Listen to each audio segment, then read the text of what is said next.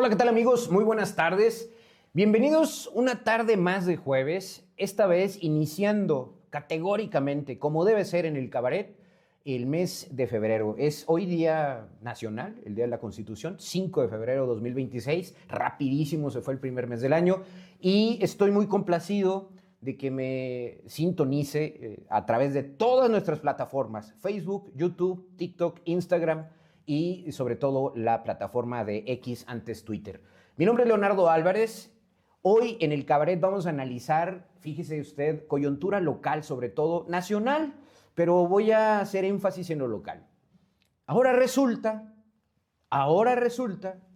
que la violencia ya es normal en Durango. Ahora resulta. La villegada de la semana, no se podía quedar callado el gober y nos regala la villegada de la semana y vamos a inaugurar una sección que es Ochoa, el toñazo de la semana. Así que vamos a combinar la villegada y el toñazo de Toño Ochoa por el inicio del 2026 frenético. Esto y más aquí con Sorna Política. Acompáñeme al cabaret. ¡Comenzamos!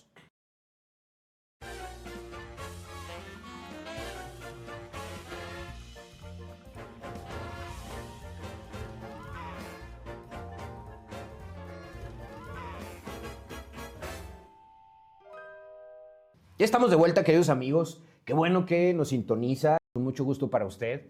Mi equipo de trabajo, a quien agradezco siempre, primero que nada, a mi equipo de trabajo, son los que hacen posible que este programa de cultura, de literatura, de economía, de política, de análisis político y económico, de sorna, de ironía, sea posible llevarlo hasta sus casas, hasta su hogar, hasta su oficina, a sus teléfonos, a sus tabletas, a su smartphone. Gracias por sintonizar el cabaret. Y mire, le adelantaban los temas del día de hoy. Vamos a hablar de lo internacional. Hay muchos temas que me encantaría tocar, pero luego de pronto nos alcanza el tiempo. Hay un tema internacional con Trump. Se nos va a quedar fuera, pero vamos a tener que mencionarlo, el contrato millonario del municipio de Gómez Palacio en tiempos de Leti Herrera a Limones, a la CATEM. Híjole, la violencia en Durango, que ya como lo adelanté, es la villegada de la semana, ¿no? ¿Cómo es posible que tan campantes, primero diga, hace un par de meses que dijo en Gómez Palacio que nomás le dijeran y se acababa el narcotráfico, se acababa la extorsión, ¿no? Y ahora ya es normal la violencia. Pues bueno, de eso vamos a platicar y vamos a platicar también del toñazo. Esa es una sección nueva que vamos a inaugurar. Y mire, pero permítame, déjeme justo mi pantalla para analizar. Déjeme, acá está, ajusto mi pantalla. Quiero iniciar, como siempre, con Sorna Política y voy de lo nacional a lo local. Y el primer cartón del día de hoy es ni más ni menos que Monero Hernández en la jornada, un cartón que hace alusión a un debate nacional que se está dando y que me parece que tenemos que entrarle al debate. El tema lo titula el cartón Monero Hernández como Democracia de la Buena. Nosotros vamos por México para refrendar lo que no han podido estos individuos, a Francisco Labastida, a Lorenzo Córdoba, a Álvarez de Icaza, a Costa Naranjo, bueno, que no les da pena.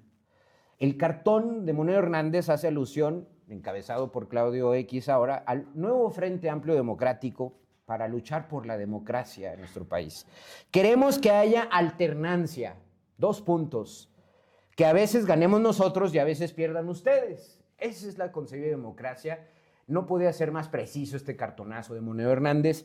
¿Y qué puedo yo decirles al respecto? Yo titularía o subtitularía este cartonazo poniéndole como el famoso bucle infinito de la inoperancia. Resulta casi tierno ver a la resistencia encabezada por los sospechosos comunes. Córdoba, Labastida, Claudio X, Acosta Naranjo, Labastida otra vez, Álvarez de Icaza, anunciar su enésimo frente contra la reforma electoral. Parece que no se cansan del fracaso, del ridículo. Labastida hablándonos de democracia, ¿no? Labastida, que es un prócer del sistema y que, fíjese, tuve el atrevimiento de comprar su libro, que ha titulado que publicó el año pasado y que en él ha revelado la traición de Ernesto Zedillo. Ahora sí se siente con el suficiente valor civil y político para reclamarle a Ernesto Zedillo haber entregado el PRI al PAN y haberse vendido a Estados Unidos. ¿Con qué cara la Bastida nos viene a hablar de democracia? Mientras el país se mueve a otra velocidad, ellos, esta sarta de ridículos inoperantes, insisten en reciclar consignas de una marea rosa que ya perdió el flujo. Su tragedia no es la falta de foros, porque se han cansado una y otra vez de los medios tradicionales, con Alarraqui, en Radio Fórmula, en El Reforma, en todos los periódicos oficialistas que siguen con la consigna de ir en contra sistemáticamente del modelo progresista como el que ha planteado Morena desde el 2018. Es decir que, insisto, su tragedia no es la falta de foros, sino su gran anacronismo, un gran y vil anacronismo. Pretenden frenar a un movimiento masivo con una retórica de club privado, como cuando aquí nuestros empresarios del club campestre se sacan sus trapitos al sol y se pelean. Para ellos es ese debate en el campo de golf. Siguen sin entender que no se construye una fuerza real, y voy a subrayar esto, no se construye una fuerza real desde la nostalgia del privilegio o desde el miedo al cambio. Y me parece que no han entendido, no han comprendido. Mientras se sigan viendo al espejo, llamándose salvadores, demócratas, Claudia Sheinbaum no tendrá rival en la oposición política de México. Van a destrozar los partidos. Ahí nomás falta Alito, Marco Cortés, Ricardo Anaya, Lili Téllez, Xóchitl Gálvez. Ahí faltan en esa foto. Claudia Sheinbaum, si siguen en ese tenor, no habrá oposición política, sino espectadores de su propio naufragio político. Mi pregunta para cerrar este cartón del Frente Amplio Democrático, la nueva marea rosa, ¿y tú le crees a este nuevo Frente Amplio? Yo creo que Claudia Sheinbaum, si me lo permite la expresión, bastante problema tiene con concentrarse y defender a México de los ataques incesantes de Donald Trump y MAGA y la ultraderecha internacional. Y creo yo que los enemigos de Claudia Sheinbaum están más al interior de Morena que estos pobres tipos que son anacrónicos. Cartón número que sigue, que es un doble cartón de Waldo Matus en El Universal y en Diario Red. Búsquelo por ahí, Waldo Matus. El primero es un cartón de la izquierda a derecha y lo va a ver en sus pantallas. Espero que lo ponga mi equipo maximizado. Habla de viva la libertad, carajo, ¿no? Este eslogan de campaña que hizo famoso a Milei en Argentina, pero que es parte de esta andanada que viene de la iberósfera, la ultraderecha española, cayetana, que la trajo Salinas Pliego y que la toma Donald Trump y los MAGA con verdadero fervor, y ahora es el lema, hagamos Latinoamérica grande otra vez, ¿no? Y vean ahí los cerebros enajenados con viva la libertad, carajo, ¿no? Cerebros enajenados tras las barras y las estrellas, como si Donald Trump fuera a ser eterno, como si Donald Trump no tuviera bastantes problemas al interior, precisamente producto de esta enajenación ultraderechista, radical, neonazi, fascistoide, que la verdad está poniendo patas para arriba a Estados Unidos. Y así como ahorita dije que Claudia Sheinbaum tenía sus propios enemigos dentro de Morena, bastantes complicaciones, pues Donald Trump, y creo yo que es cuestión de tiempo, espero que sea rápido, ojalá, los problemas que está generando al interior de Estados Unidos con el ICE, con estas medidas ultranacionalistas que rozan el antisemitismo y el fascismo, me parece que están generando tanto encono, tanto polarización, que afortunadamente ese tipo de manifestaciones van a ayudar a que la balanza se equilibre en lo democrático, en el tema de que lleguen nuevos candidatos y le hagan contrapeso. El otro cartón se titula Humanismo MAGA, pues, que tiene que ver con lo que estoy diciendo. La orden es balazos, no abrazos. Aquí extraño, y la pregunta que yo haría para cerrar este cartonazo o este par de cartones de Waldo Matus es, ¿qué pensarán Alito, Marco, Lili Téllez, Denise Dresser o el propio Salinas Pliego, ¿no? Que abrazando este eslogan de viva la libertad, carajo, Aquí critican a López Obrador y el eslogan que utilizó metafóricamente de abrazos no balazos para el tema de balazos no abrazos. Yo no escucho para nada que estén hablando de un dictadorzuelo en Estados Unidos, de un ultrafascista. Al contrario, van y como Alito Moreno, van y son genuflexos y hasta ayuda le piden intervenir en México.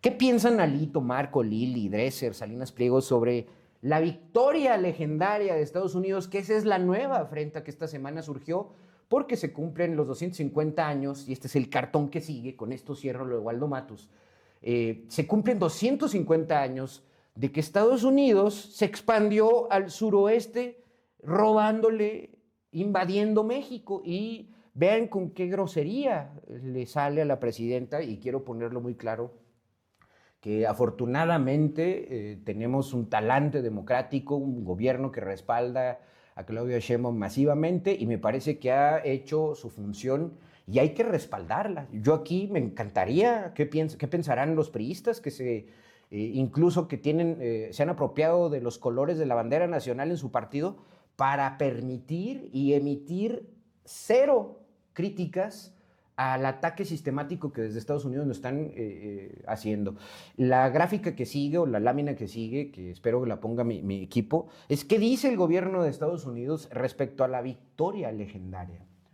La verdad es que es lamentable la manera tan abyecta de la ultraderecha y los MAGA, que se están convirtiendo en los nuevos folks que quieren invadir México, ¿no?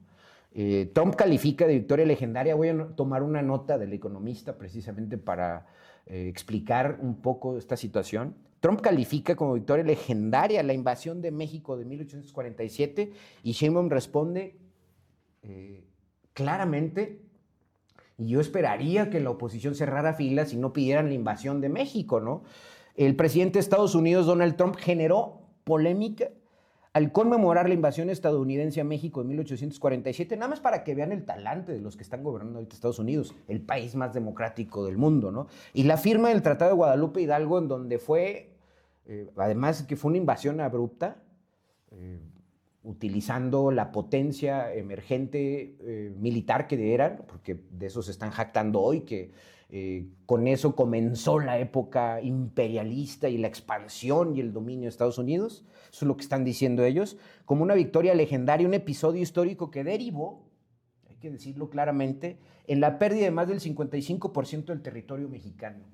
Yo no sé qué pensarán los Alito, los Marco, los Lili Telles, los propios Ricardo Salinas Pliego, que ante este tipo de ataques sigan pensando que Donald Trump y los norteamericanos MAGA son sus salvadores.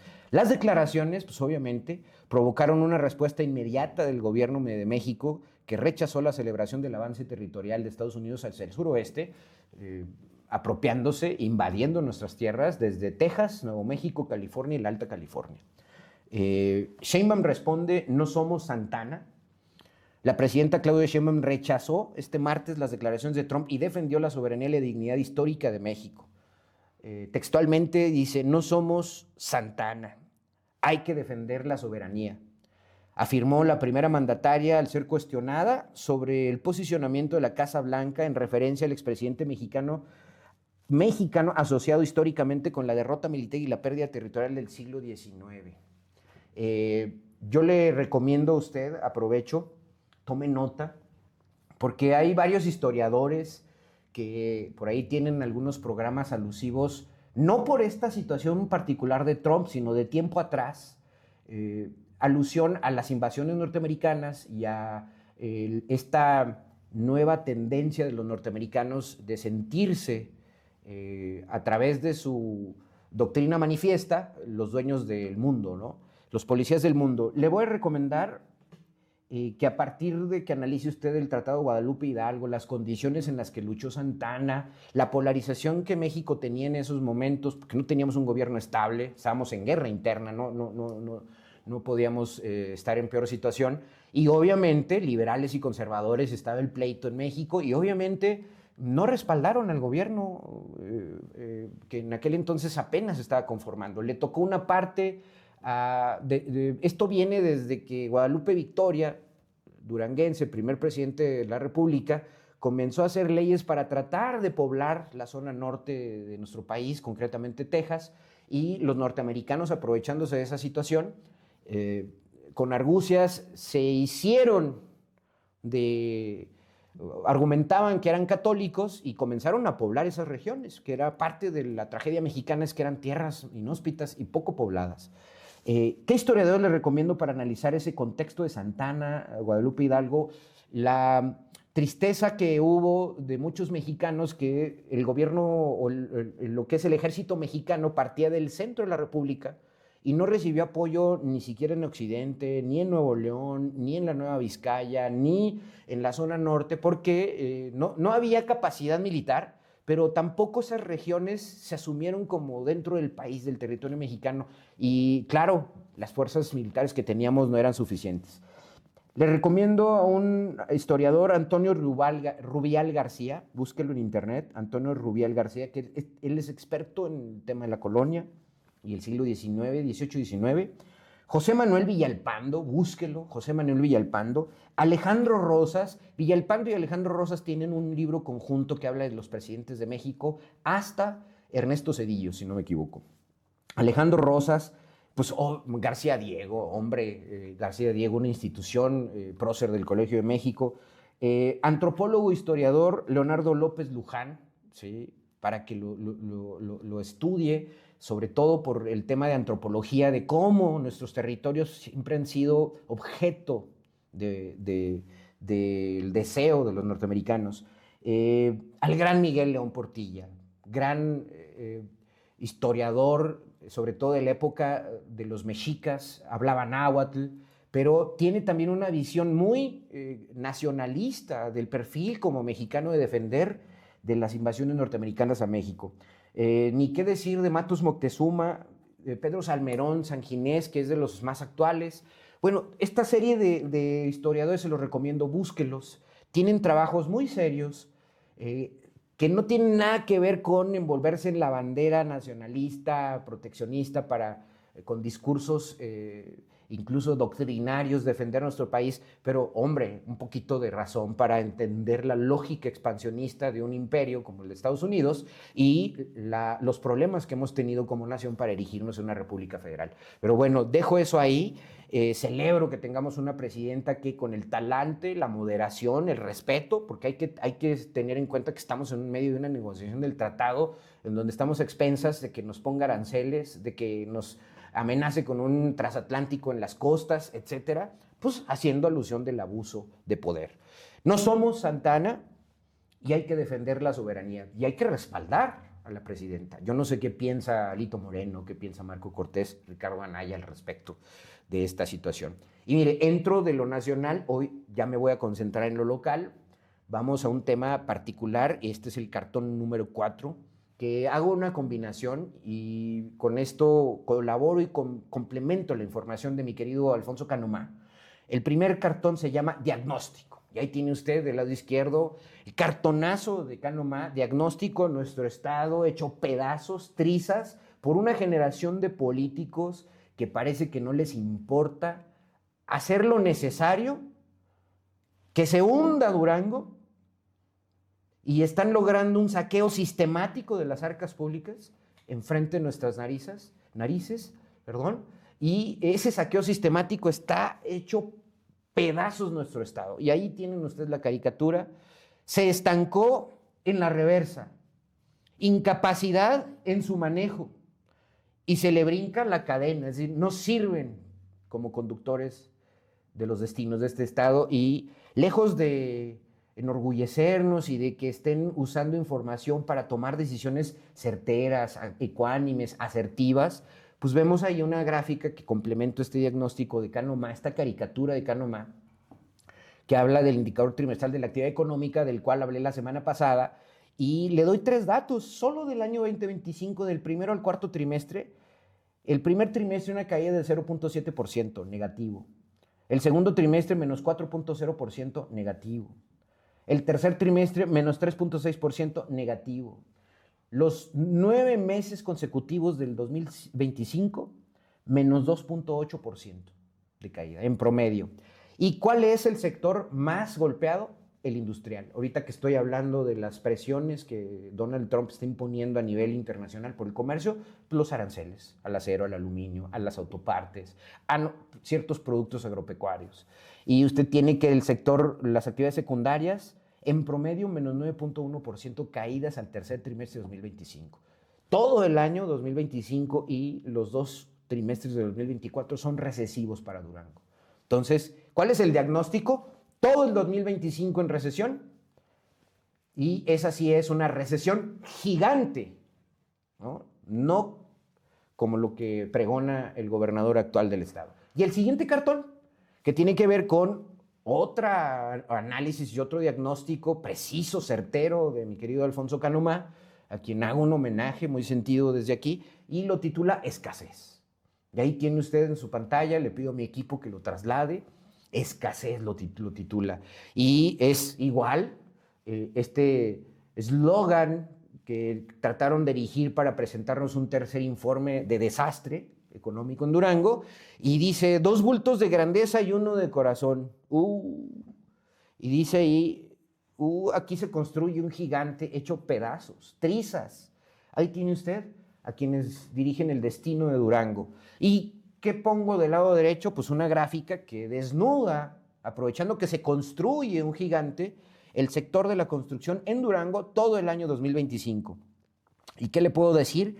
Que desde septiembre de 2024, que comenzó una caída de menos 4.1%, hasta octubre de 2025, que tenemos una caída dramática de menos 40.5% en el valor de la producción en el sector construcción, estamos dando cuenta de una caída brutal en la inversión pública, en la inversión fija bruta, en la infraestructura. Y entonces estamos hablando de que si aquí se construye un gigante con 2 bultos de grandeza y 1 de corazón, bueno, sector construcción desplomado desde septiembre de 2024 en Durango. Por eso es que nos preguntamos, bueno, ¿qué diablos están haciendo con el presupuesto? ¿Qué diablos están haciendo con nuestras instituciones? Y me parece que hay un dolo, una indolencia y una capacidad de destrucción que, claro, como ellos van de pasada, de salida, no les importa quién quede, llevándonos al hoyo a los duranguenses. Con esto dejo este primer bloque solo como entrada para pasar al tema central de este día, que ya se lo adelanté al inicio. Son 2 temas, la villegada y el toñazo de la semana.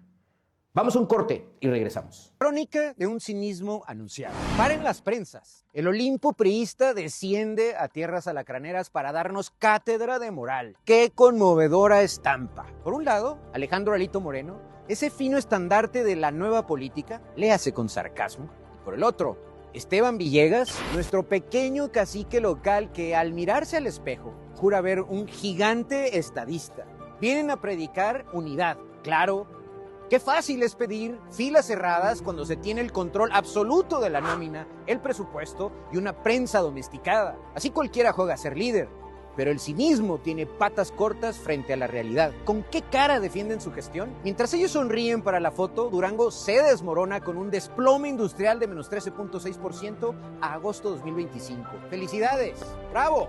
Nos han llevado al lugar 30 nacional, superando solo a estados en ruinas. Y en medio de este teatro del absurdo, uno se pregunta, ¿qué pensará Toño, el payaso Ochoa y lo que queda del PAN? Deben sentir orgullo inmenso al abrazar esta alianza ganadora, que no ofrece ni seriedad ni credibilidad, sino pura mediocridad maquillada. No es política, es descaro. Mi nombre es Leonardo Álvarez y esto es El Cabaret Itinerante. Estamos de vuelta, queridos amigos, muchas gracias. Ahí tiene usted el cinismo del PRI, el PAN y la alianza, que mire, gracias por la réplica, los mensajes. He tenido mucha actividad en redes debido a que se viralizó este clip que usted acaba de ver, que habla del cinismo del PRI y el PAN. ¿Cómo surgió este clip? Bueno, muy sencillo. Le digo a la gente que lo único que hice fue plagiarme y apropiarme de los comentarios que hay en la calle. O sea, yo no estoy haciendo algo por mi cuenta, sino lo único que hago es recoger el sentimiento de muchos duranguenses que se sienten ultrajados por el nivel de cinismo de Toño Ochoa y de Esteban Villegas, ¿no? Que al final de cuentas hay que recordar cómo llegaron a la gubernatura el primero, en el 2022 y cómo llega a la reelección, primero a la alcaldía y luego a la reelección, Toño Ochoa. ¿De qué manera? El reflejo que usted ve de malestar en la calle es lo único que yo hago. Eso, yo me plagié los comentarios de la gente. Si lo puse en un video y se hizo viral, le agradezco. Agradezco todos los comentarios que hay al respecto y he tratado de contestar algunos, no he podido contestar todos, pero estoy muy agradecido por el cobijo que le han dado a estos productos que son clips. Más adelante vamos a tener el del bufón, ¿no? Que hablo en particular del títere que es Toño Ochoa, de Esteban Villegas. Pero mire, voy a continuar con el tema que ocupa el día de hoy la mayoría de mis preocupaciones, digamos. Ahora resulta que la violencia es normal en Durango. Es la villegada de la semana y para eso voy a usar un artículo, un texto de mi querido amigo Víctor Montenegro de pretexto, ¿no? Para la villegada de la semana. Claro que ahí usted va a ver en pantalla que había un video, pero la gente de comunicación social se encargó de bajar, de retirar de todos lados el video. No lo pudimos rescatar. El video donde Esteban se dedica a decir que dice el gobernador, y voy a textualmente lo que dice Víctor Montenegro, dice el gobernador de Durango que el operativo por salida a Mezquital no fue nada fuera de lo normal, que era un operativo más. Yo quiero que le pregunte desde el Nuevo Durango hasta la salida al Mezquital a la gente que vive ahí, que en particular es la zona mejor conocida hoy como Culiacancito, ¿no? Justo ahí el problema, dice Víctor Montenegro, y lo decimos todos, yo firmo esa declaración. La inseguridad se vuelve normal, entre comillas, cuando el gobierno baja los brazos y quiere que la gente también lo haga. Quiere que, no pasa nada, ¿no? Normalizar este tipo de hechos, debemos de decírselo claramente a Esteban Villegas, no es gobernar. No es gobernar tampoco que te maten a un cantante y que haya claros indicios de que están protegiendo a un funcionario público. No es normal que una niña de 15 años o menor de edad muera por una cirugía plástica y no haya hasta el momento explicaciones. No es normal que se extraiga una bebé de un hospital público, en donde hay servicio de vigilancia subrogado, pagado con contratos muy jugosos y que exista presuntamente los indicios de que se está fabricando un culpable en la persona que hacía el aseo en el 450. No es normal que estatales atropellen a motociclistas y no pase nada. Y así me puedo seguir. No es normal que atrás, en pleno centro de la ciudad, atrás de la Soriana Centro, haya un asesinato doble en plena luz del día, el día 15 de septiembre. E insisto, podemos irnos uno tras otro por varios elementos sumados a lo que pasó este lunes pasado por la salida a Mezquital, y quiero que le pregunte a la ciudadanía a ver qué piensa. ¿Qué dice mi querido compañero Víctor Montenegro? La presunta aparición de mantas, porque eso también va a la par, con mensajes atribuidos a supuestos grupos delictivos, inquietó a los habitantes de Durango Capital el pasado lunes. Igualmente causaron temor los reportes de un operativo de la Guardia Nacional, detonaciones y ponchallantas por salida a carretera Mezquital. La información extraoficial, porque aquí todo es extraoficial, sobre ambos hechos inundó las redes sociales. Y sin embargo, y como siempre ocurre, las autoridades de seguridad no han confirmado o desmentido los sucesos. Pero, ¿qué esperar de ellos? ¿No? Que ni puntos y aparte o finales detectan en un texto. Entonces, no fue nada fuera de lo normal. Eso cree Esteban Villegas, como cuando fue a Gómez a decir que faltaba más, háblenme, yo me encargo, yo vengo a terminar con la extorsión. Y esto me lleva, nos vamos del Estado al toñazo, uno de los toñazos de la semana. ¿Qué dijo el flamante secretario, nuevamente, porque ya es la segunda vez que es secretario del Ayuntamiento, Antonio Mier? Respeto mucho a este joven funcionario, hasta me cae bien, pero pues no deja de ser un papanatas como su jefe, el alcalde, o como Bonnie, ¿no? Afortunadamente Bonnie ya salió, ya no tiene que dar la cara, ¿no? Sobre la violenta noche del lunes 02 de febrero en el Culiacancito, Durango. ¿Qué dijo el flamante secretario Antonio Mier? Que insisto, lo respeto, me cae bien, pero qué barbaridad. Preocupante su postura. Vamos a escuchar un video que tomo del sitio de TikTok, sígalo, de Arad García. Hizo favor de hacer este clip muy importante en redes sociales. Sígalo, Arad García.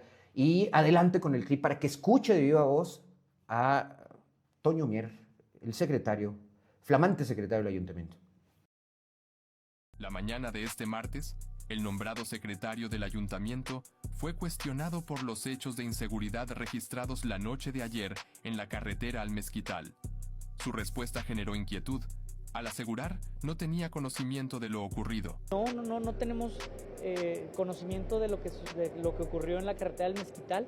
Estamos en la espera de lo que pase y con mucho gusto lo atenderemos de manera inmediata. Dijo que durante la reunión sostenida con la Guardia Nacional, el tema no fue abordado en la mesa de paz y que tampoco existieron reportes ciudadanos que alertaran a la autoridad municipal. No, la verdad no hemos tenido alguna novedad. El día de hoy tuvimos una reunión con la Guardia Nacional, no nos comentó nada en tema de novedades, no nos dio parte de novedades en este aspecto. Yo no tenía conocimiento de lo que había ocurrido, entonces esperaba que el día de hoy nos comentaran, pero no se abordó el tema en la mesa de paz. Una versión que contrasta con testimonios de automovilistas afectados y con la movilización registrada en la zona. Lejos de asumir responsabilidad, el funcionario dijo estar a la espera. Al final, la pregunta no fue para seguridad, sino para los medios. ¿Qué te dijeron de eso? ¿Qué te dijeron de eso? ¿Qué te dijeron de eso? Si la autoridad no sabe, ¿quién protege a la ciudadanía? Déjanos comentario. Preocupante la postura de la autoridad municipal. Pobre muchacho, no sabe ni qué decir. Así está el alcalde. Digo, sí, con el predialazo, Toño Ochoa no dio la cara y salió a acusar de que estábamos ardidos los que nos quejábamos del predialazo. Preocupante la postura de la autoridad municipal, preocupante los dichos del gobernador de que ¿qué pasa? Es normal. Ahora resulta. El secretario aseguró no tener conocimiento de los hechos de inseguridad registrados en la carretera del Mezquital, pese a la movilización reportada, pese a que se inundaron las redes sociales de quejas, de testimonios, de clips, de videos. Y me parece que estamos atestiguando en tiempo real que no tenemos autoridades, tenemos puros peleles disfrazados de funcionarios públicos. Ellos no mandan, ¿no? Valientes funcionarios públicos tenemos. Y esto nos lleva, si ya le dije la llegada de la semana normalizando la violencia, y a Toño Mier, el secretario del ayuntamiento, que ni siquiera se da cuenta de lo que hace, me parece que la teoría de Bonhoeffer se fue a aplicar muy bien a él y a varios, ¿no? Pero vamos al toñazo y la bufonada de la semana. Los efectos del predialazo 2026. Usted tiene ahí en su imagen al panismo. ¿Qué les picó a los panistas? ¿Qué pasó con los panistas fifís? Con los proempresariales, con los que les daba penita ir, salir a la calle y ser asistencialistas. Ahora resulta que hasta en triciclo van a andar. Digo, vean ahí a Nacho Rante, ¿se la creen? A Rocha Amaro, ¿se la creen? O sea, la verdad, dan penita, dan lástima al joven Mojica, hombre, al diputado Nevares. Digo, yo he estado ahí, los saludo, los veo frecuentemente en el Congreso. Rocha Amaro, Mojica y el diputado Nevares, digo, le hacen una boleada con la lengua al gobernador cada vez que se suben a la tribuna, hombre, le limpian los zapatos, unas succionadas que le ponen al gobernador. Terrible. Y ¿usted cree que los panistas van a salir a buscar el voto de las clases populares? Dan pena. No sé, la verdad, ¿quién les aconsejará estas cosas? pero dan penita, ¿no? Véanlos ahí, una vil caricatura de la esencia del panismo. Yo no sé qué estarán pensando. Y asumo y tomo estas gráficas, estas imágenes de un artículo que compartió mi amigo Rubén Cárdenas, La Raya al Tigre, que titula su columna "Los panistas pasaron de promotores del predialazo a vendedores en triciclos". ¡Qué barbaridad! De promotores del predialazo a vendedores de triciclos. ¿Qué dice? Y voy a sintetizar y subrayar lo que dice Rubén Cárdenas. Sabedores de que electoralmente se encuentran por los suelos tras aprobar los atroces aumentos al predial y además otras contribuciones, resulta que ahora los propios regidores, diputados y otros miembros de Acción Nacional recorrerán en triciclo las colonias para ofrecer productos básicos a precios accesibles. Bien decían, yo, si ves un panista, guárdate la cartera. No fue en vano que le hizo López Obrador a Ricky Riquín Canallín. Si tú ves un panista, ¿no? Salieron más voraces. Todos los que usted ve ahí, la mayoría que usted ve ahí, fueron tapetes de Aispuro, incluido a Toño. Y hoy son tapetes de Esteban Villegas. Empezando por el presidente estatal del PAN. ¿Qué pensarán? Digo, véanle el rostro a un hurrante, ¿no? Véanle el rostro. O sea, de ser el subsecretario de egresos de Aispuro, ser el director de finanzas del municipio, a ser un matraquero en triciclo, ¿no? ¡Qué barbaridad! Dan penita ajena a los panistas. ¿Qué les picó? Único que puedo decir al respecto es que andan con la cola entre las patas. Pues realmente fueron los artífices de aumentar el predial. Ya no digamos los priistas, porque esos están riéndose de ellos y aplaudiéndoles porque solitos están yéndose en picada, ¿no? Son los titiriteros y los títeres. Traen la cola entre las patas por el predialazo de Toño Ochoa en el 2026 y esto no se los puede quitar nadie.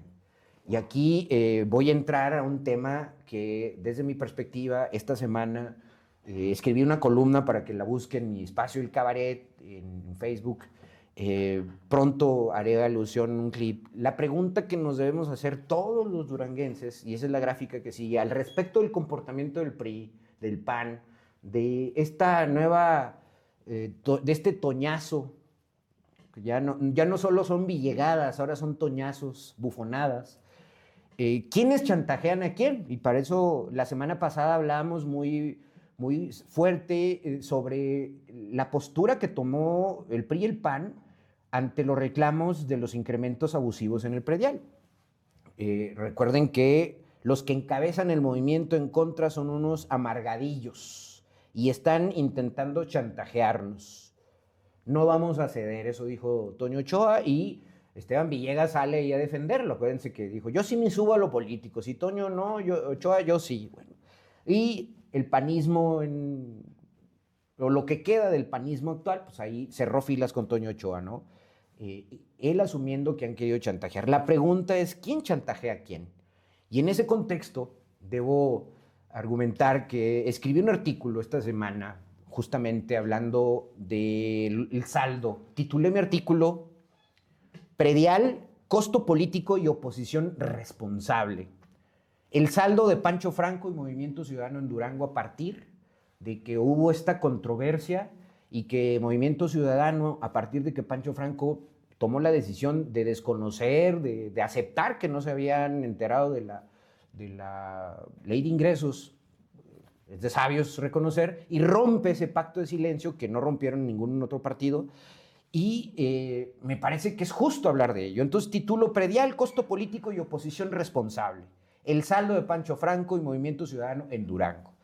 Los movimientos en contra del predial son chantajes". Esto lo dijo Antonio Toño Ochoa, el actual alcalde de Durango. El debate en torno a la ley de ingresos del municipio de Durango para 2026, particularmente el nuevo esquema de cobro del impuesto predial, dejó una lección relevante desde el punto de vista económico y sobre todo político, subráyelo. No todo cierre administrativo implica un cierre político, ni toda derrota institucional se traduce en pérdida de capital público. Desde una perspectiva técnica, el problema nunca fue la necesidad de recaudar, y eso hay que dejarlo clarísimo. Los municipios requieren ingresos propios para sostener servicios y planeación urbana. El problema fue el diseño del instrumento, un esquema que generó incrementos abruptos, desvinculación de la inflación y con efectos regresivos, sobre todo a contribuyentes cumplidos y clases medias. Este tipo de errores no se miden en discursos, sino en recibos. Y ojo, porque todavía estamos terminamos enero y estamos empezando febrero. En este contexto, Movimiento Ciudadano, a través de su bancada en Cabildo y con Pancho Franco como figura articuladora, adoptó una postura poco común en la oposición local. Y déjeme decirle que celebro eso, porque no hubo una unanimidad, se rompió ese pacto. Entonces, adoptó una postura poco común en la oposición local, no negó la necesidad fiscal, cuestionó el mecanismo. Las tres propuestas planteadas que hizo Movimiento Ciudadano y que además afortunadamente lo respaldó su bancada en el Cabildo, corrección del cálculo, descuentos y un tope de 10% ligado a la inflación, esas fueron las tres propuestas que pusieron sobre la mesa, fueron técnicamente razonables y políticamente defendibles. El municipio decidió no corregir, cerraron filas. Administrativamente el expediente quedó cerrado, políticamente no. El saldo para MC es más favorable de lo que podría parecer a simple vista. Para Pancho Franco, desde mi perspectiva, el episodio representa un punto de inflexión en su carrera y en su papel como regidor. Su papel no fue el de un regidor testimonial ni el de un opositor reactivo, sino el de un vocero técnico para una mayor sensibilidad social. Y hacia adelante, el reto para Movimiento Ciudadano no es insistir en el predial, sino administrar la memoria del caso. Y ojo con eso, porque vuelvo a decir que este tipo de errores no se miden en discursos, sino en recibos. La oposición responsable no se mide por cuántas votaciones se ganan, sino por cuántos errores se documentan con seriedad y se convierten en aprendizaje público, que eso es lo que acaba de hacer Movimiento Ciudadano, Pancho Franco, los regidores y todo ese grupo. En este sentido, el debate del predial no cerró un ciclo para MC, abrió una ruta. La clave, desde mi perspectiva, insisto, es que si esta situación la van a aprovechar para el futuro y si aprendieron el mensaje. Vamos a una pausa, no se vaya y regresamos. El precursor del influencer el Olimpo priista un bufón desciende a es un visionario, para darnos es cátedra de el moral. tatarabuelo Qué de los conmovedora tertulianos de estampa. televisión y los opinólogos de redes sociales. Alguien dispuesto a humillarse públicamente y decir barbaridades y estupideces ruidosas para entretener a una audiencia que se cree superior a él. Todo por un poquito de atención y unas monedas. La única diferencia es que el bufón de antes sabía que era un chiste. ¿Para qué sirve un bufón? Es la pregunta que nos hacemos de fondo. Es el puesto de trabajo esencial para mantenerse o para mantener el buen clima laboral. Su función principal es ser la única persona en la sala con el permiso para decir y actuar a base de tonterías, siempre y cuando lleve un gorro ridículo con cascabeles para recordarnos que la honestidad es fundamentalmente un chiste de mal gusto. La herramienta de distracción política de Esteban, pan y circo VIP. El bufón es la versión medieval del scroll infinito de TikTok para el monarca que está aburrido. Sirve para que el rey de chocolate, el gigante, olvide momentáneamente que la economía se hunde, que no hay obra pública y que enfilándose a su cuarto año de gobierno solo sea experto en los anuncios deslumbrantes y el control de la prensa afín. Es mucho más fácil reírse de alguien que se tropieza a propósito que enfrentar la incompetencia propia. Un anestésico social con mallas de colores. El precursor del influencer moderno. Un bufón visionario. Toño Ochoa. Estoy de vuelta, queridos amigos. Muchas gracias por seguir en sintonía en el cabaret. Y le reitero, gracias por todas sus muestras de apoyo en la calle, donde me encuentro a gente que me saluda y que me pide consejo, que me critica, que pone post o que comparte. Les agradezco mucho. Mire, me están preguntando sobre los historiadores que recomendé al inicio para ver un poco el contexto de la famosa arenga que acaba de hacer Donald Trump, la victoria legendaria. Es ni más ni menos que están tratando de conmemorar con una grosería hacia México los 250 años del Tratado de Guadalupe Hidalgo, con el cual se apropiaron del 55% de nuestro territorio. Mire, pero le recomiendo en ese orden de importancia, digo, no hay un orden específico de importancia, pero un historiador que se llama, lo puede encontrar en YouTube, Antonio Rubial García, José Manuel Villalpando, Alejandro Rosas, Sergio García Diego, Leonardo López Luján, gran arqueólogo también, Miguel León Portilla, híjole, yo creo que el experto en náhuatl que tuvimos en México, Matos Moctezuma, ni qué decir de él, Pedro Salmerón. Una peculiaridad con todos estos historiadores es que no tienen puesta ninguna bandera con un sesgo político. Entonces son historiadores profesionales.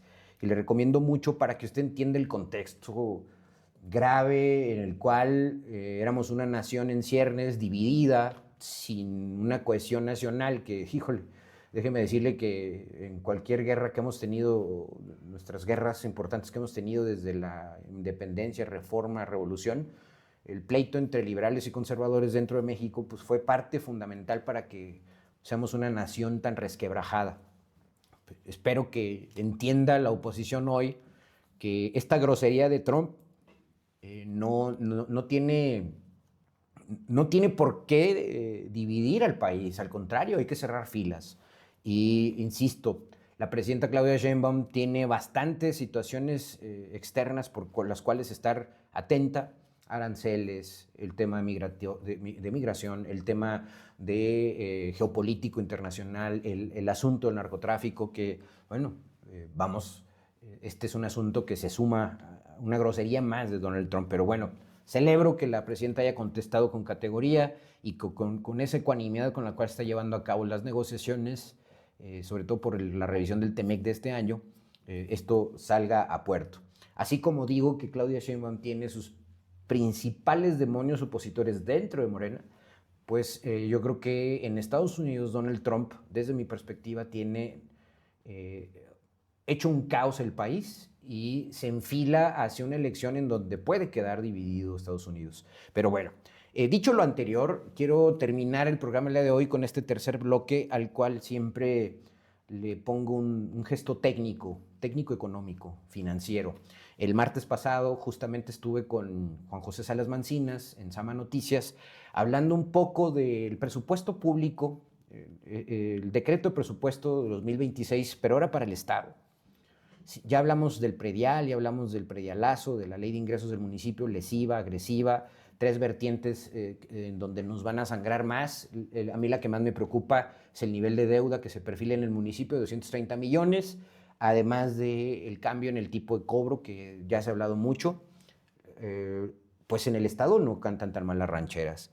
Y la semana pasada le explicaba que en términos generales el incremento en la ley de ingresos para el Estado fue de 25%.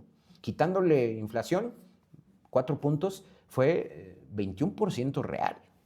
Ese es el nivel de aumento de impuestos que nos ha recetado Esteban. En el 2023 fueron 35.7%.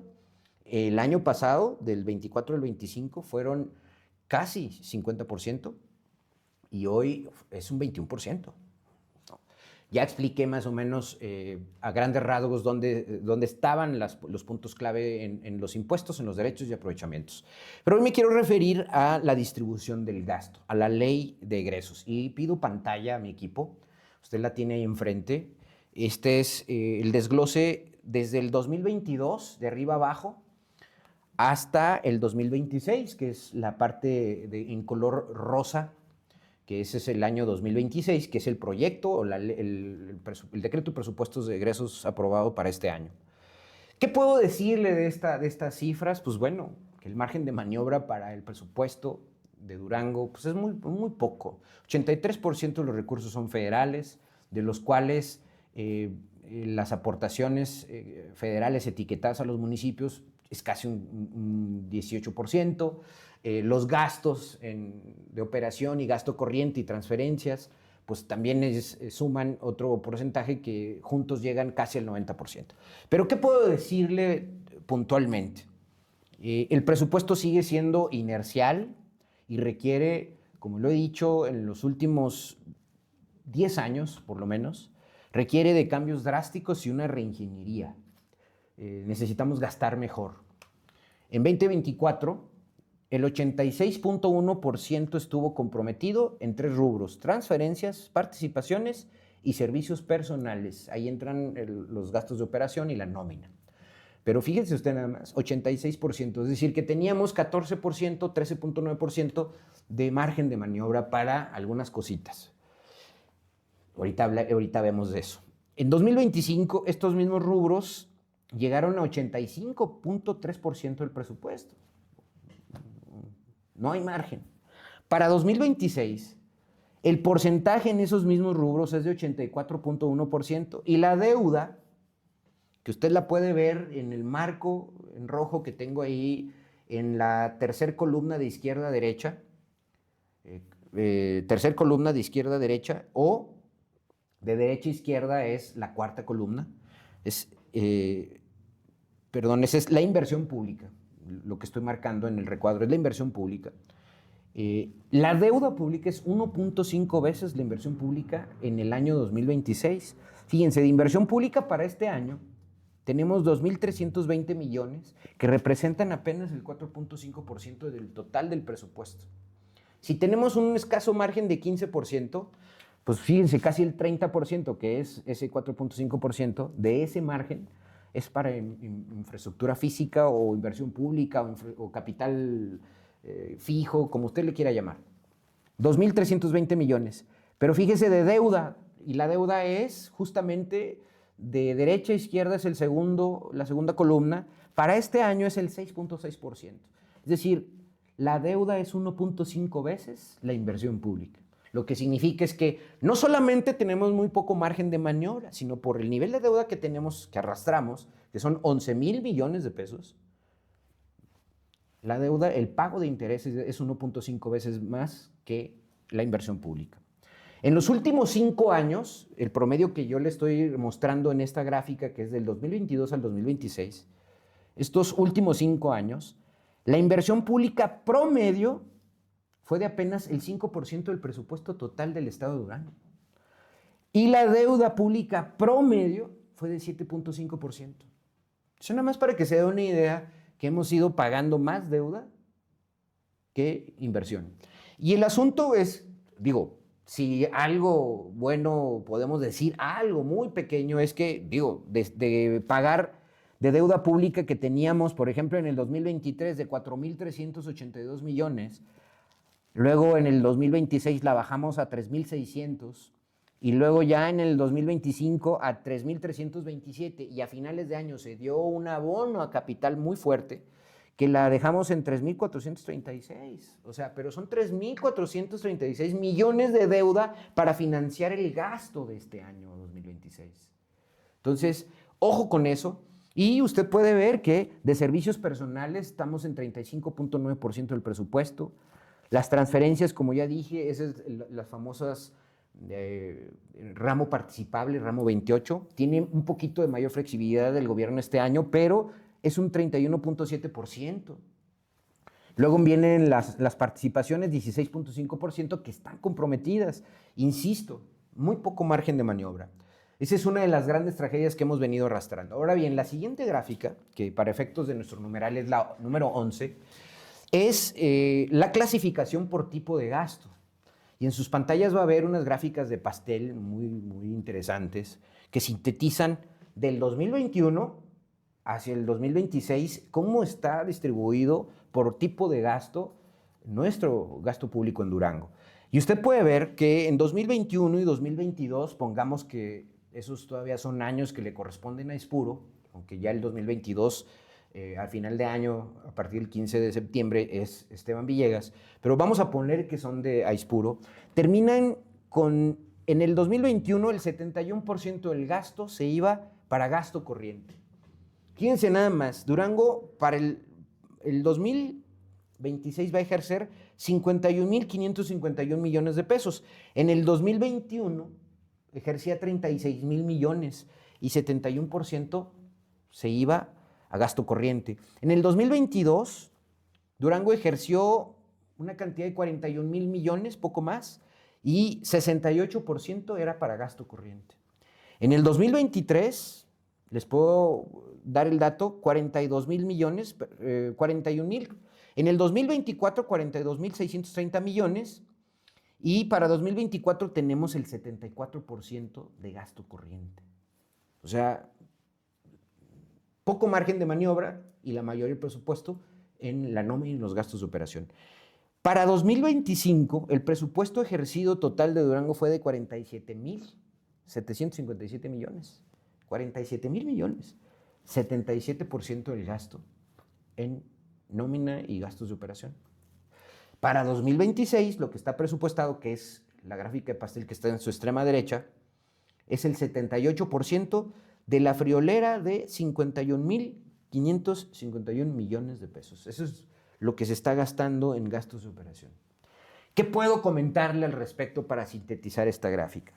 Los recursos federales, más adelante le voy a regalar todo un análisis completísimo, estoy avanzando poco a poco. Los recursos federales no han dejado de fluir consistentemente a Durango desde por lo menos los últimos 10 años, a un promedio nominal de 9% anual, 5 puntos por arriba de la inflación siempre.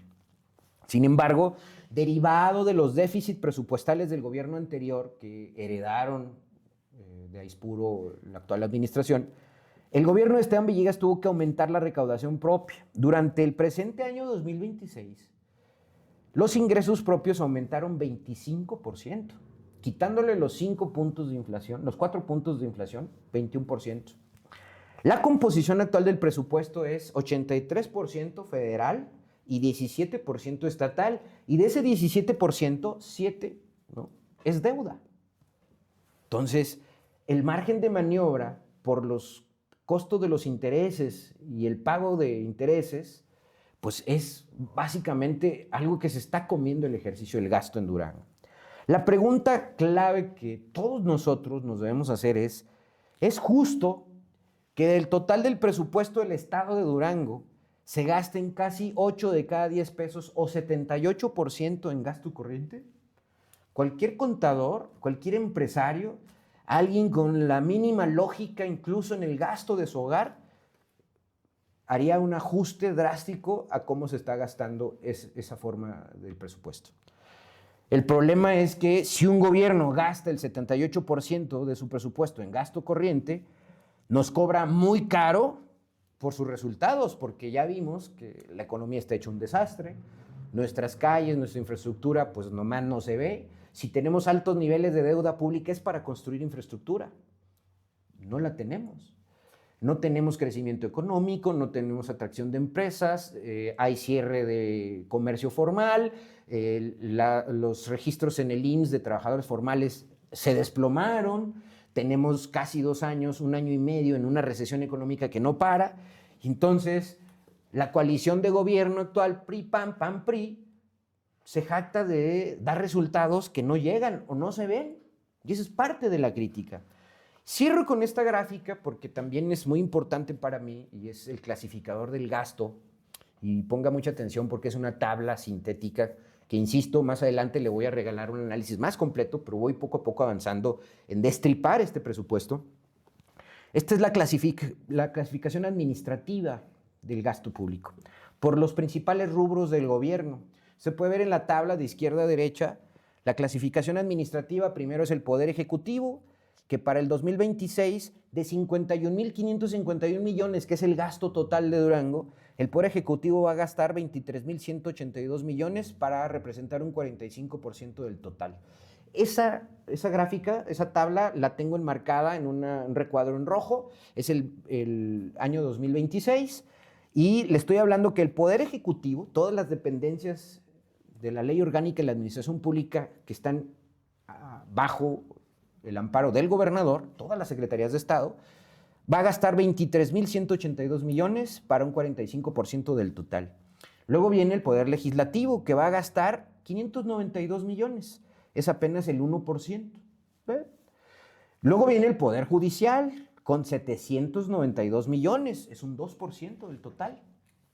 Y luego vienen los organismos autónomos, que los organismos autónomos ya gastan 2.829 millones para representar el 5% del presupuesto. Pero fíjese usted bien, de esos 2.829, 2.319 millones o el 81.9% de esos organismos autónomos son recursos para la UGED, la Universidad Juárez del Gobierno del Estado. Ya es UGED, no es UGED. Entonces la UGED se lleva 4.5 del presupuesto total del Estado, solo la UGED. Bueno, dicho lo anterior, nos vamos en la parte de su izquierda a los organismos descentralizados y paraestatales, que también es otro nicho de oportunidad para no transparentar recursos. Para el 2026 vamos a ejercer 24.151 millones, que representan el 47%, casi la mitad del presupuesto total. Qué casualidad, ¿no? Y fíjese usted, si analizan, ese es el recuadro horizontal que usted ve en su pantalla. En el 2022, el último año de Aispuro se gastó en promedio en sus 6 años en organismos descentralizados y paraestatales 7,000 millones. Ese último año, 2022, aparece con 10,657 millones. Aispuro todo el tiempo, a partir del 17, le estuvieron observando el ejercicio del gasto en los organismos autónomos y descentralizados y paraestatales. ¿Por qué? Porque escapan a la correcta transparencia y revisión del gasto por parte de las entidades como Contraloría o la entidad de auditoría superior. Y luego, con congresos a modo que no hacen ni siquiera un mínimo pequeño esfuerzo por analizar estos datos, pues bueno, le digo que en el 2022 Aispuro terminó con 10,657 millones. Pero fíjese, ya el primer año a cargo totalmente de este gobierno actual de Esteban Villegas. Claro, de 36,000 millones que se ejercieron en 2022, subieron a 43,000 millones. Ese fue el presupuesto total del Estado en ese año. Los descentralizados y paraestatales, de ejercer 10,000 millones en el 2022, duplicaron el recurso a 20,868 millones. Lo duplicaron. ¿No le parece una casualidad? Bueno, y ahí se han mantenido. En el 2024, 21,099 millones. En el 2025, 22,602 millones. De tal suerte que el 2026, el presupuesto para este año en descentralizados y paraestatales es de 24,151 para casi el 50% del presupuesto. Es un 47% del total. ¿Qué le puedo comentar al respecto? Y eso es a mí lo que más me preocupa. Las entidades paraestatales y organismos descentralizados son la caja de Pandora, la caja negra del presupuesto. Es de la que se habla muy poco y es donde se requieren mayores escrutinios, sobre todo cuando la obra pública o las obras insignia pues no se ven. Usted dígame, esas cantidades de recursos, 20,000 millones de pesos, ¿dónde los está viendo usted? Para el año 2026, y subrayo, y con esto voy a terminar esta charla sobre el presupuesto, el gobierno del Estado, Durango, erogará 24,151 millones de pesos, que representan el 47% del total del presupuesto. A partir del 2023, ya cuando Esteban Villegas tomó el control de la hacienda pública, este rublo duplicó el monto que la administración de José Rosas Aispuro erogó en su sexenio. Y déjeme decirle que le aprendió muy bien al maestro, porque Esteban ha sido observado sistemáticamente por la Auditoría Superior de la Federación por la malversación de recursos y el uso de prerrogativas que vienen etiquetados desde la Federación para reacomodos en el uso estatal. De tal suerte que tenemos que poner el dedo en la llaga, analizar muy bien el gasto público, algo de lo que recuerdo yo en la transición con aquella gran funcionaria que vino a liderar la transición para Esteban Villegas, que todo el mundo pensamos que iba a ser la secretaria de Finanzas, pero al ver el desfalco financiero del Totoy, que brilla por su ausencia y que con todo y ficha de la Interpol no aparece, Marcela Andrade, ella misma lo declaró que era cárcel para el Totoy el manejo financiero de Aispuro. Bueno, Yo no me imagino cuál sería el calificativo para esta administración, que ha hecho lo mismo, pero a un grado exponencial mayor, porque no solamente ha duplicado los recursos que se han erogado para oficinas descentralizadas y paraestatales, no sabemos en qué se está yendo. Y obviamente estos organismos utilizan fideicomisos que escapan al escrutinio público. No hay manera de indagar en ellos por el secreto bancario. Y otra práctica muy irresponsable en la cual también desde Conaispuro hemos llevado a cabo en descentralizados y paraestatales es que si ya el gobierno a nivel central, que es la Secretaría de Finanzas, no tiene capacidad de endeudamiento por todos los compromisos que ya se tienen, sobre todo el 73% en banca comercial, están utilizando para desahogar en créditos a corto plazo a través de los descentralizados. Es decir, que un Cobaed, como en el tiempo de Aispuro, fue al banco a pedir prestado, pero indebidamente, porque el que tiene que pedir prestado es el gobierno, el Estado, a través de su Secretaría de Finanzas, no los descentralizados. Y esa es la manera con la que están ahorita utilizando esta figura de fideicomisos, organismos descentralizados y paraestatales, para utilizarlos como una caja de Pandora. De modo que, ojo con lo que sucede, porque apenas estamos en el inicio del 4º año de gestión de este gobierno y me parece que las cifras en el ejercicio del gasto son un escándalo. Vamos a una pausa, no se vaya y regreso en 5 minutos para despedir el programa. ¿Está Canadá a punto de abandonar el TEMEC? Hablemos del discurso de Mark Carney en Davos, que ha sacudido a Norteamérica. Mark Carney, el primer ministro canadiense, se plantó ante la élite mundial y básicamente le dijo no a las formas de Donald Trump. Fue sin duda el discurso de su vida. Dejó clarísimo que Canadá no aceptará que se use la economía como arma, ni cederá ante amenazas sobre su territorio o el de sus aliados. Pero ojo, aquí viene lo preocupante para nosotros, México. Carney habló de buscar nuevos socios en Asia y en el Mercosur, pero no mencionó a México ni una sola vez.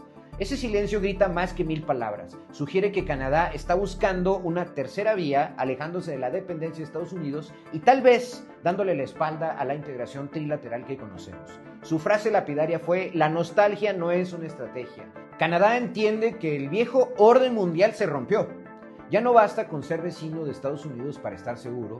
Si no te sientas a la mesa a negociar como bloque, terminas siendo parte del menú. El mensaje es brutalmente honesto. Las reglas del juego en Norteamérica han cambiado y el TEMEC podría estar en la cuerda floja. Mi nombre es Leonardo Álvarez y esto es una colaboración exclusiva para Urus Media. Ya estoy de vuelta, queridos amigos. Ustedes vieron, hay una colaboración que tengo exclusiva para un medio de comunicación nacional que se llama Urus Media, depende de una entidad que se llama Gobernarte y aparece para redes sociales. Hablamos del TEMEC, que insisto, es un tema crucial para este año. La renegociación está en proceso, se están haciendo consultas y próximamente escribir un artículo de gran calado hablando de esta situación y un video de un programa especial que tengo con Gilberto García Vázquez, duranguense, que vive en Washington, que sabe mucho el tema y que próximamente vamos a subir sus entrevistas. Pero mire, quiero despedir el programa el día de hoy, no sin antes agradecerle la paciencia. Me pasé como 20 minutos de la hora y le pido una disculpa de antemano, pero luego me extiendo en los temas y ya usted me calificará. Espero que este programa haya sido interesante, que haya despertado en usted ciertas inquietudes, sobre todo en el tema internacional, el tema Trump, México. Hay muchas cosas que se nos quedan en el tintero, insisto, el tema Adán Augusto, la barredora, el huachicol, el tema del golpazo que acaba de dar Harfuch en Tequila, Jalisco, que se parece al golpazo que dio en Gómez Palacio con el Limones y la CATEM, el tema de la filtración de Hugo, que en el tiempo de Leti Herrera en Gómez Palacio se le dieron contratos a la CATEM y a Limones. Bueno, varios temas no los hemos podido alcanzar a tocar, pero hablamos de la villegada y el toñazo de la semana. Y con eso me quiero retirar. Ahora resulta que la violencia ya es algo normal en Durango. El toñazo de la semana. ¿Qué dijo el flamante secretario del Ayuntamiento, Antonio Mier, sobre la violenta noche del lunes 2 de febrero en Culiacancito, Durango? Mi nombre es Leonardo Álvarez, lo dejo con ese clip. Nos vemos la próxima semana. Gracias.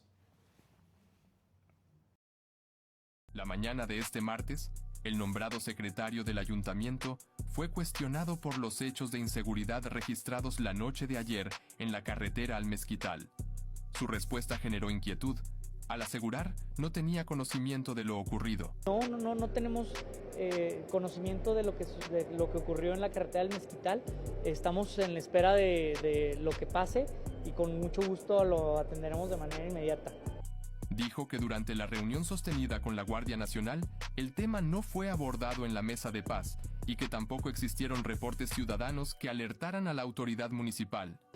No, la verdad no, hemos tenido alguna novedad. El día de hoy tuvimos una reunión con la Guardia Nacional, no nos comentó nada en tema de novedades, no nos dio parte de novedades en este aspecto. Yo no tenía conocimiento de lo que había ocurrido, entonces esperaba que el día de hoy nos comentaran, pero no se abordó el tema en la mesa de paz. Una versión que contrasta con testimonios de automovilistas afectados y con la movilización registrada en la zona. Lejos de asumir responsabilidad, el funcionario dijo estar a la espera. Al final, la pregunta no fue para seguridad, sino para los medios. ¿Qué te dijeron de eso? ¿Qué te dijeron de eso? ¿Qué te dijeron de eso? Si la autoridad no sabe, ¿quién protege a la ciudadanía? Déjanos comentario.